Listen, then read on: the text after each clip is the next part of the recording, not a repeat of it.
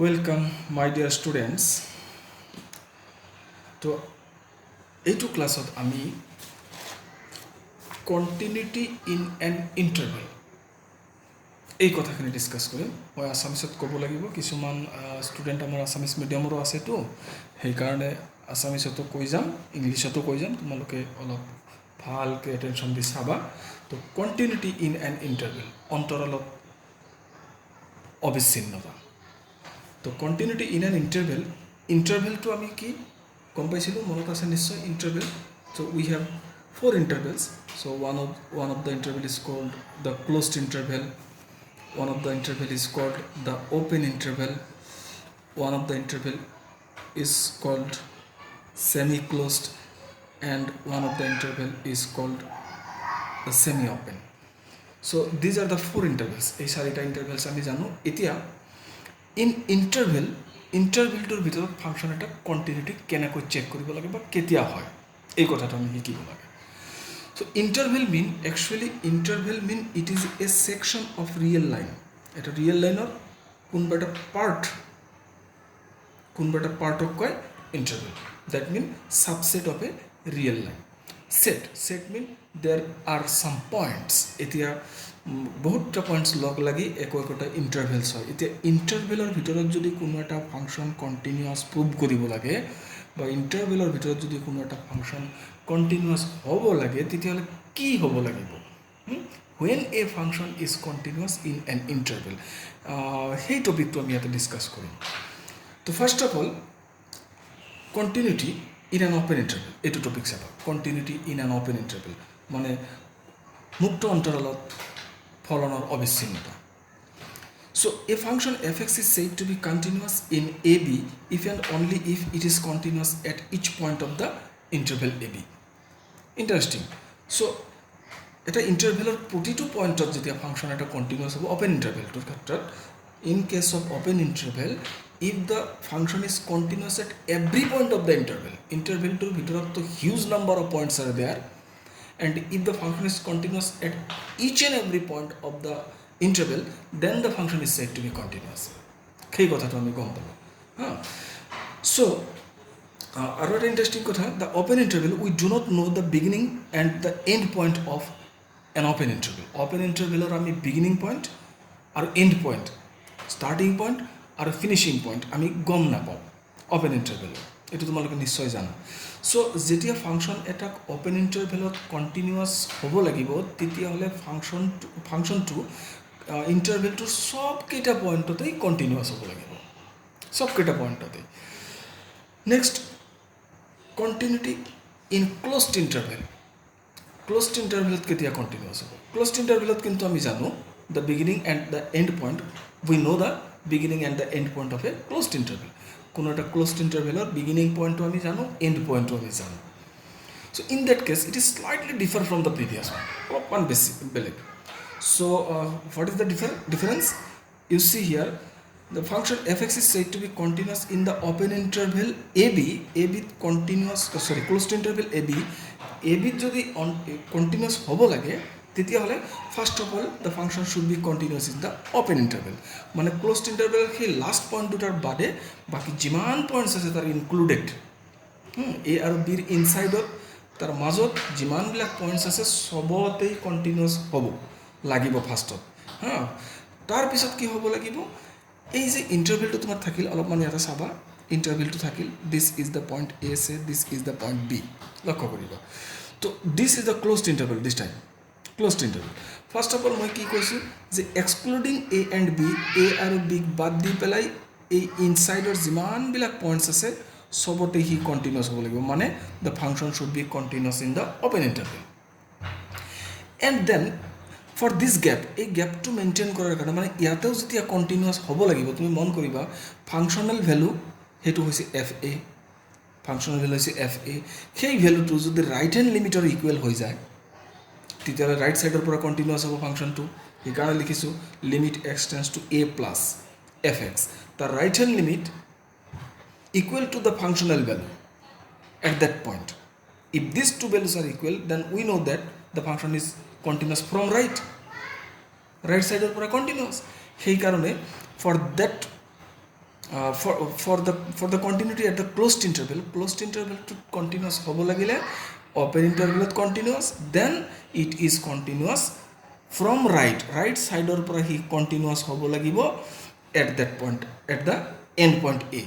a point of right side পৰা, মানে left side point ৰ right side continuous হ'ব লাগিব। সেইকাৰণে fa should be equal to the right hand limit, এইটো মই লিখিছোঁ right hand limit is equal to fa। and at the point bৰ ক্ষেত্ৰত কি হ'ব, এইবাৰ bৰ ক্ষেত্ৰত from left সাইডৰ পৰা কন্টিনিউয়াস, মানে এইটো সাইডত যদি গ্যাপ হৈ যায় ডিসকন্টিনিউয়াস হৈ যাব, and therefore it should be continuous from left, that is why at the point b the left limit, this is the left limit at the point b, you see this is the left limit, this is the left limit at the point b point of left limit hoise etu, and that should be equal to fb equal jodi hoy jay, then it is continuous from left at b, continuous from right at a, তো রাইটত continuous লেফটত continuous হৈ পেলাই আৰু ইন্টাৰভেলটোত continuous যেতিয়া হ'ব total closed ইন্টাৰভেলটোৰে ফাংচনটো continuous হৈ যাব। So এইটো হৈছে তোমাৰ কন্টিনিউটি ইন এন ইন্টাৰভেলৰ মানে ডেফিনেশ্যনটো। এইখিনি তুমি কপি কৰি ল'বা, এইখিনি কপি কৰি ল'বা, আৰু যিসকলে আছামিজ মিডিয়ামত আছা তোমালোকে কি কৰিবা, বুকখন চাবা আৰু এইখিনি আছামিজ বনাই ল'বা, একদম চিম্পল হৈ আছে। A function is a function f x is said to be continuous in a b if and only if it is continuous at each and every point of the interval a b. গতিকে তুমি কি ক'বা ইয়াতে, যে f x ফলনটোক a b অন্তৰালত অবিচ্ছিন্ন কোৱা হয় যদিহে ফলনটো এ বি অন্তৰালৰ প্ৰতিটো বিন্দুতেই অবিচ্ছিন্ন হয়, এনেকৈ লিখি ল'বা। ঠিক তেনেকৈ continuity in a closed interval, ইয়াতো তেনেকৈ লিখিবা, এফ এক্স ফলনটো এ বি অন্তৰালত অবিচ্ছিন্ন হ'ব যদিহে, নম্বৰ 1 দিবা, দি পেলাই লিখিবা যদিহে ই এ বি অন্তৰালত কণ্টিনিউয়াছ, তাৰপিছত লিখিবা এইটোতো চেম থাকিব, এইটো তাৰ অসুবিধা নাই। তো এইখিনি কথা লিখিলে তুমি গম পাই যাবা যে কণ্টিনিউটি ইন এন ইণ্টাৰভেল হ'লে কেনেকুৱা হ'ব লাগে, কথাখিনি আমি গম পালোঁ। আৰু অলপমান মই দেখুৱাই দিছোঁ, এইটো বস্তুটো এনেকৈ চাবাচোন অলপমান। সে একচুৱেলি বস্তুটো কি, সে দিছ is the graph of the function y is equal two F x, অলপমান ভালকৈ চাই ল'বা এফ এক্স। সে দিছ পইণ্ট ইজ এ এণ্ড সে দিছ পইণ্ট ইজ বি, এইটো হৈছে আমাৰ সেই ইণ্টাৰভেলটো, অ'পেন হওক বা ক্ল'জড হওক, whatever be the interval is given, open হ'লেও কথা নাই, ক্ল'জড হ'লেও কথা নাই। So' if this point is a, you know' that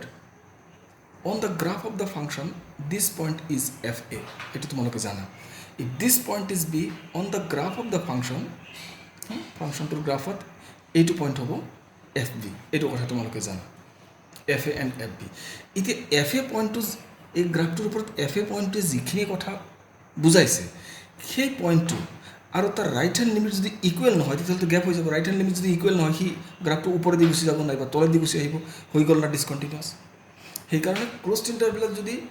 function এটা কণ্টিনিউৱাছ হ'ব লাগে তেতিয়াহ'লে কি হ'ব লাগিব, এফ এৰ ভেলুটো তাৰ লেফ্ট লিমিটৰ ইকুৱেল হ'ব লাগিব, সেইটো পইণ্টত, চৰি ভুল ক'লোঁ মই, এফ এ পইণ্টটোত ৰাইট লিমিটৰ ইকুৱেল হ'ব লাগিব সেইটো পইণ্টত। সেইকাৰণে ফাংচনটো ৰাইট ছাইডৰ পৰা কণ্টিনিউৱাছ হৈ যাব। যদি এইটো এফ লিমিটিং ভেলুটো যদি আপ ডাউন হৈ যায় তেতিয়াহ'লে ডিসকণ্টিনিউৱাছ হৈ যাব, নাইবা ফাংচনেল ভেলুটোও যদি আপ ডাউন হৈ যায় গ্ৰাফতকৈ তেতিয়াহ'লে তোমাৰ ফাংচনটো ডিসকণ্টিনিউৱাছ হৈ যাব সেইটো পইণ্টত। In the similar manner you see here also' at the point B this is at B, so' this point is at B. If the function if for this function if the left hand limit at the point b, মানে limit of x tends to b minus, তেতিয়াহ'লে ইয়াৰ neighbouring পইণ্টৰ কথা ক'ব, that value is equal to fb, যদি এই দুটা equal হৈ যায় তেতিয়াহ'লে এইটো ছাইডৰ পৰা কণ্টিনিউৱাছ হ'ব। চ' এইটো হৈছে মূল কনচেপ্টটো এ বি ক্ল'জড ইণ্টাৰভেলটোৰ মূল কনচেপ্টটো এনেকুৱা। তো সেইকাৰণে যদি ক্ল'জড ইণ্টাৰভেলত ফাংচন এটা কণ্টিনিউৱাছ চেক কৰিব লাগে তুমি এই দুটা বস্তু কিন্তু চাব লাগিব বা শ্ব' কৰিব লাগিব, আৰু বাকী অ'পেন ইণ্টাৰভেলৰ ক্ষেত্ৰত নালাগে। অ'পেন ইণ্টাৰভেলৰ ক্ষেত্ৰত খালি এখিনি বস্তু চালে লাগিব, just this part. In case of open interval you are to check this part, and in case of closed interval এইখিনিৰ পিছতো further you should also' check this two parts, এই দুটা পাৰ্ট তুমি চেক কৰিব লাগিব। So' after that you see, ইয়াৰ পিছত তুমি চাবা, so' you see continuous function কাক কয়, হোৱাট ইজ কণ্টিনিউৱাছ ফাংচন, নামতে গম পায়। চ' actually in the previous chapter you know continuous function at point, but this time continuous function mean it is actually representing a bigger region, ডাঙৰ এটা place. সেইকাৰণে continuous function কেতিয়া কেনেকৈ হয়, এই function fx is said to be continuous, here not indicating a point, fx ফাংচনটো entire ফাংচনটো কথা কোৱা হৈছে, পুৰা ফাংচনটো গ্ৰাফটো একদম টোটাল গ্ৰাফটোৰ কথা কোৱা হৈছে। So fx function is said to be continuous if it is continuous at each point of the domain. ডমেইনটোৰ মানে ফাংচন যেটো তোমাক দিয়া থাকিব, দ্য ফাংচন গিভেন, সেই ফাংচনটোত ডমেইনটো কিবা থাকিবই, জানা এইটো তোমাৰ ডমেইনটো কিবা থাকিবই। সেই ডমেইনৰ প্ৰতিটো পইণ্টত যদি ফাংচনটোৰ কণ্টিনিউৱাছ হয় তেতিয়াহ'লে ফাংচনটো কোৱা যায় a continuous function. So' if the domain of the function is say this part is the domain of the function, ডমেইনটোতো আমি ফাৰ্ষ্ট ইয়াৰত পঢ়িছোঁ। So' domain of the function যদি এইখিনি হয়, at every point of this domain, প্ৰতিটো পইণ্টতে যদি ফাংচনটো এনেকুৱাকৈ চব জেগাতে যদি সি কণ্টিনিউৱাছ হৈ থাকে তেতিয়াহ'লে এই ফাংচনটোৰ নামেই হৈছে এটা continuous function. Then you see the properties of continuous function, very simple. এইটো থিয়ৰম আমি অলৰেডি আগত পাৰ্ট 2 চেপ্টাৰটো পাইছোঁ, খালি তাতে কি ডিফাৰেঞ্চ আছিলে, if f and g are two continuous function in there, ইয়াতে ডিফাৰেঞ্চটো আহিছে কমন ডমেইন। আৰু আগৰ চেপ্টাৰত পাইছিলোঁ at x is equal to a, এইখিনি জেগাত at x is equal to a আছিলে, বাকীখিনি চেম। Then sum of this continuous is sum of the continuous function is also continuous, difference is also continuous, product is also continuous at the common domain D, and in that chapter at the point A, here at the common domain D is region, some region, k is a constant number, so k into f is also continuous in the common domain. F by z is also continuous in the common domain, but you should exclude the points at where the function z is 0. So সেইকাৰণে মই লিখিছোঁ d minus x where gx is equal to 0, য'ত gx equal to 0 সেইখিনি মই ডমেইনৰ পৰা সাবট্ৰেক্ট কৰি দিব লাগিব। চ' এইখিনি হৈছে তোমাৰ এটা থিয়ৰম পালোঁ আমি। এইটো এনেকুৱা থিয়ৰম আমি কেইবাটাও পাম, উইল গেট চাম মোৰ থিয়ৰমছ। চ' থিয়ৰমটো মই দিছোঁ তোমালোকক, just you see the theorem. See the theorem. The composition of two continuous function is a continuous function. Composition আমি আগৰ ভিডিঅ'টো ডিছকাছ কৰিছিলোঁ। Composition mean it is of the form if f is a function from a to b, g is a function from b to c, then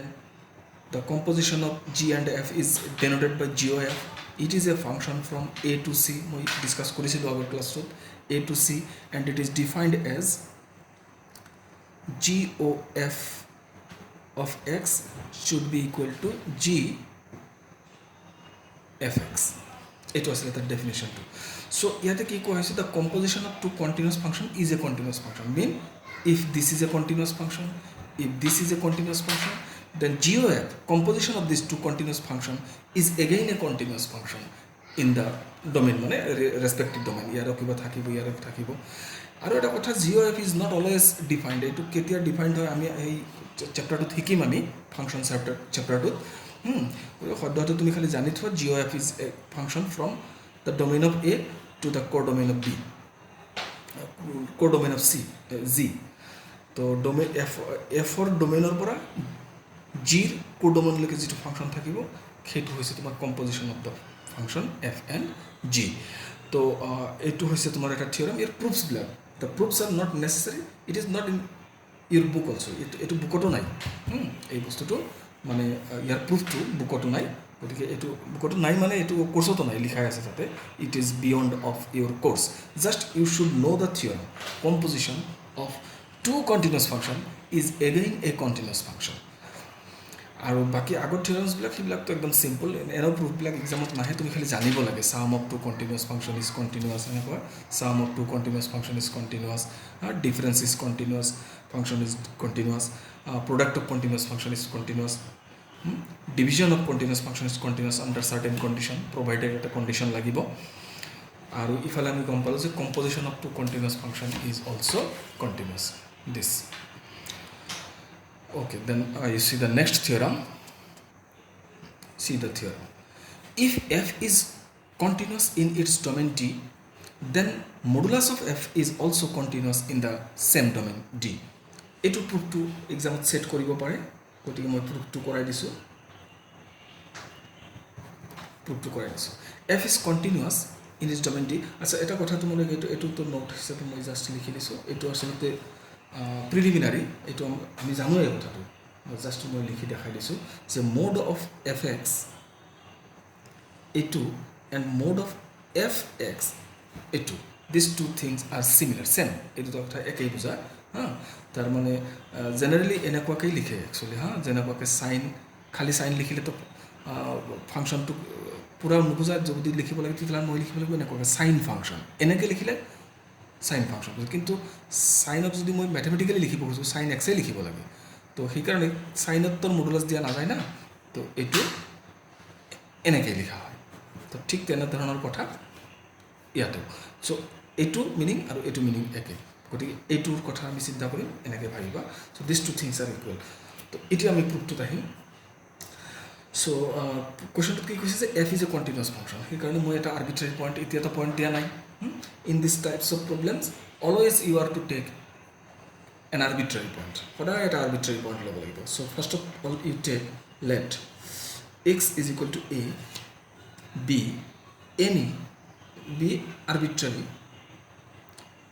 arbitrary point of the domain domain or at arbitrary point তুমি এনেকৈ লৈ ল'বা ধুনীয়াকৈ also let f is continuous at a যেহেতু arbitrary point এ পইণ্টত continuous বুলি ক'লে enter ফাংচনটো কণ্টিনিউৱাছ বুজাব সেইকাৰণে আমি ক'ম এনেকুৱাকৈ so' given that f is continuous in the domain in the domain D etu koye to us therefore and A is a point in the domain D etu moi likhisu A is a point in the domain D so therefore limit of x tends to A fx must be equal to what etu tomaloke jana this is equal to fa already gone by so this part is given now we are to prove that the modulus of fx function is also continuous tar mane moi prove koribo lagibo ki we are to prove that limit x tends to a mod fx should be equal to mod fa etu moi prove koribo lagib so you write now limit of x tends to a mod of fx you can write like this is equal to this limit can act on function that means you can write like this limit x tends to a fx very simple x tends to a fx is equal to mod of this is actually what it is already here so you can write fa so finally you got limit of modulus fx is equal to modulus fa therefore what is the conclusion now therefore the function mod fx that is mod f of x এনেকৈ লিখিব পাৰিবা or simply mod f is also continuous at x is equal to a to mod function to a point of continuous but what was a was arbitrary that means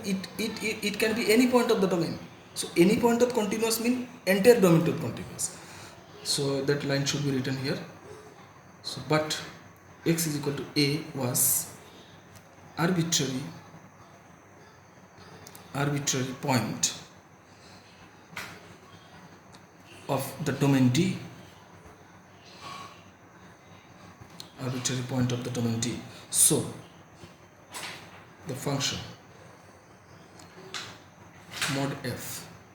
is also continuous in D so that completes the proof আচ্ছা তাৰপিছত আমি ইয়াৰে এটা note লিখিম আমি very interesting note হা তুমি চাবা ইউ ৰাইট দিছ ওৱান এইটো লিখি ল'বা the converse of the above theorem is not true ওপৰৰ উপপাদ্যটোৰ বিপৰীত ক্ৰমে সত্য নহয় সেই কথাটো কৈছোঁ converse of the above theorem is not true আচ্ছা so' to prove that something is not কিবা এটা বস্তু নহয় বুলি যদি প্ৰুভ কৰিব লাগে just you have to give a counter example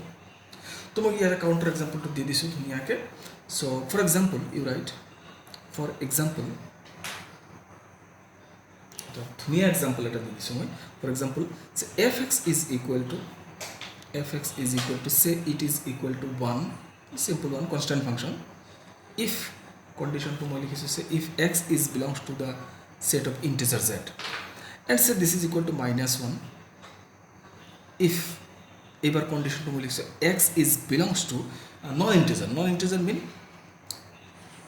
r minus z মই এনেকৈ লিখিছোঁ this is confirmed this is a function two parts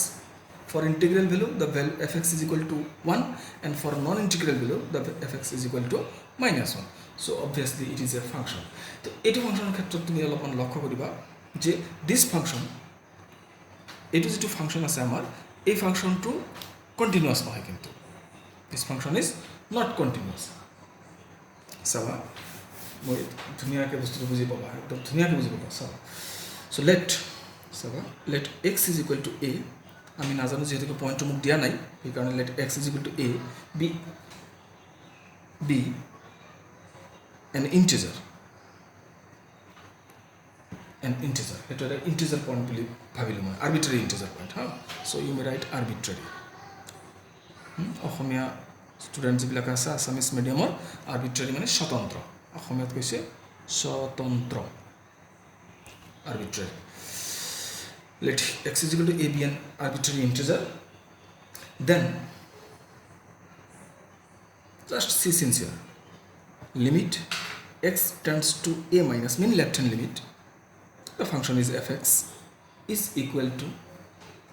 limit we know the process of writing h tends to 0 then x should be replaced by a minus h see sincere here a is an integer number you know a is an integer number and h is a very small number positive number h is a very small positive number a is an integer number so some integer minus small positive number is it not a fractional number so f of a fractional number you see the definition f of a fractional number if x is a fractional number then you have to write it is -1 so limit of h tends to 0 is it not is equal to -1 -1 hobo and limit of -1 is confirmly -1 we get -1 now you see the right hand limit also limit of x tends to say a plus the function is fx will be is equal to limit of similar process h tends to 0 f of this time it will be a plus h same concept here a plus h a is an integer number plus h slightly greater than a so total result will be a non-integral point and in that case again it is -1 limit h tends to 0 it is again -1 you see this is -1 so left limit is -1 right limit is also -1 but interesting কথাটো এতিয়াহে আছে but fa what is this a is integer point therefore fa is 1 ইয়াতে আমি লিখি লৈছো if a x is integer for inside of number যদি integer হয় the result 1 হয় so we have taken a is an integral point ইয়াতে লিখিছো মই integer therefore fa will be equal to 1 তো আমি কি দেখা পালো therefore to total likhi the limit of x tends to a minus fx this is equal to limit of x tends to a plus fx these two are equal mean limit is exist but it is unequal to the function value at a point or function value to unequal so mane function is discontinuous therefore f is a discontinuous function কিন্তু mod f to কি হয় এতে লক্ষ্য করিবা ডিসকণ্টিনিউৱাছ function এটা কাম কৰি ৰ'বচোন f is a discontinuous function at x is equal to a এইটো লিখি দিলে বেটাৰ হ'ব এ ৱাজ আৰ্বিট্ৰাৰী চ' ইয়াতে ব্ৰেকেটত লিখি দিয়া আৰ্বিট্ৰাৰী শ্বৰ্ট হৈ যাব আৰ্বিট্ৰাৰী চ' we can say f is a discontinuous function discontinuous function f এটা ডিসকণ্টিনিউৱাছ ফাংচন আমি গম পালোঁ কোনটো পইণ্টত এ পইণ্টত at x is equal to a মানে এইটো নিলিখিলে হ'ব f is a discontinuous function at integral points তাৰমানে সেইটো আমি গম পালোঁ যে ইণ্টিজাৰ পইণ্ট যিবিলাক আছে সেইবিলাক জেগাত ফাংচনটো ডিসকণ্টিনিউৱাছ কিন্তু ইণ্টাৰেষ্টিং কথাটো কি চাবা বাট যেতিয়া মড ফাংচন ল'বা আমাৰ থিয়ৰমটো যিটো আছিলে যে এফ যদি কণ্টিনিউৱাছ হয় মড এফ কণ্টিনিউৱাছ আমি এতিয়া প্ৰুভ কৰিম যে মড এফটো যদি কণ্টিনিউৱাছ হয় তেতিয়াহ'লে এফটোও কণ্টিনিউৱাছ হ'ব পাব লাগে আমি সেইটো পাব লাগে কিন্তু মড এফ কণ্টিনিউৱাছ হয় যদিও এই এফটো ডিসকণ্টিনিউৱাছ হৈ থাকে আমি সেইটো কথা দেখাইছোঁ তাৰমানে conversely it is not true our actual theorem was if f is continuous then mod f is continuous and this time we are proving here mod f is continuous but f is not continuous তো আমি already f to not continuous show কৰিলোৱে এতিয়া চাম যে mod f to continuous হয় না নহয় so Hetuk লিখিছো but mod of f of x is equal to এটো আসলে modulus of fx simply জানাই তোমালোকে and that is equal to is it not equal to 1 এটো সদায় 1 হ'ব কাৰণটো গম পাইছা নিশ্চয় কাৰণ fx to জিআই নহওক কিয় যদি হি ইন্টিজাৰ ভ্যালু হয় then mod fx is equal to mod 1 আৰু যদি নন ইন্টিগ্ৰেল ভ্যালু হয় x ৰ ভ্যালুটো মানে ইয়াৰ x ৰ ভ্যালুটো যদি নন ইন্টিগ্ৰেল ভ্যালু হয় এটো in that case fx equal to actually -1 but mod of -1 is equal to 1 so in both the cases for integer and for non-integer in both cases fx is equal to 1 মানে এটা constant function is a constant function is a constant function আৰু constant function ৰ গ্ৰাফটো তোমাৰ জানাই আছে constant function ৰ গ্ৰাফটো হৈছে এটা straight line parallel to the x axis তাৰমানে continuous সেইকাৰণে আমি এটা কি গম পাওঁ সো কনস্ট্যান্ট ফাংশন হল সেইকাৰণে হি কন্টিনিউয়াস হল মডুলাস ফাংশনটো কন্টিনিউয়াস কিন্তু জেনাৰেল ফাংশনটো কন্টিনিউয়াস নহয় আমাৰ থিওৰামটো চাবা মই একদম সিম্পল কে কৈছো জেনাৰেল ফাংশন কন্টিনিউয়াস এটো ইমপ্লাই কৰে কি mod of function is continuous এটো কিন্তু এতিয়া আমি পালো mod function is continuous হেতু পাইছো mod function is continuous ইয়াৰ পৰা নিশ্চয় ইমপ্লাই কৰা নাই জেনারেল ফাংশন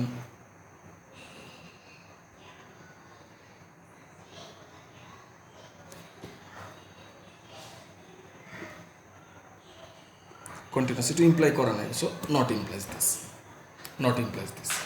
তেতিয়াহ'লে আমি কি গম পালো যে Converse of the theorem is not true কোনো ক্ষেত্ৰত ট্ৰু হ'ব পাৰে কিন্তু সদায় ট্ৰু নহয় হেতু মন কৰিবা it may be true in some cases but not always true you see the note here we will write a note here see the note you see the note তোমাক এক্সামত কোৱেশ্চনটো এনেকে খুদিব পাৰিব কিন্তু in your exam the question may ask like this show that if f is continuous then mod f is also continuous give an example to show that the converse is not true so just it is the combination of these two parts আগৰ যেটো আমি discuss কৰিলো তাৰে সেই দুটা পাৰ্টৰ composition it is the composition of this part it was this part and this not part this part okay so we finished the video here In the next video we will write some more theorems in the chapter, and after that we will do some problems, related problems, and we will finish the chapter. Thank you very much.